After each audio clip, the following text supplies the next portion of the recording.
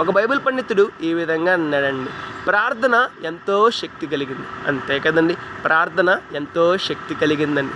మానవుడు దేవునికి చేసే ప్రార్థన ఎంతో శక్తి కలిగింది. మానవుడు దేవునికి చేసే ప్రార్థన జీవితాలను మార్చును. మానవుడు దేవునికి చేసే ప్రార్థన పరిస్థితులను మార్చును. మానవుడు దేవునికి చేసే ప్రార్థన అద్భుతాలు చూపును. మానవుడు దేవునికి చేసే ప్రార్థన గొప్ప మార్పులను మానవునికి అందించును.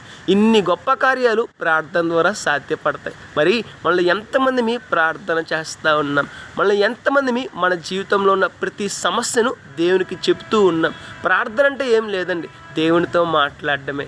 మన బాధలు, మన ఇబ్బందులు, మన సమస్యలు, మనం ఏ విషయమైతే బాధపడతా ఉన్నామో వాటన్నిటినీ దేవునికి చెప్పడమే, దేవునితో మాట్లాడడమే. ఒక మనిషితో ఎలా అయితే మాట్లాడతామో అలాగే దేవునితో మాట్లాడడం. ఎవరైతే అనుదినము ప్రార్థన చేస్తారో, ప్రార్థన అనుభవాన్ని కలిగి ఉంటారో వారు శ్రేష్టమైన మార్పులు తమ జీవితంలో చూస్తారు. మన జీవితం ఎలా ఉన్నది ఒకసారి ఆలోచించేద్దాం, మన జీవితాన్ని మార్చుకుందాం, ప్రార్థన చేద్దాం, శ్రేష్టమైన ఆశీర్వాదాలు పొందుకుందాం. May God bless you.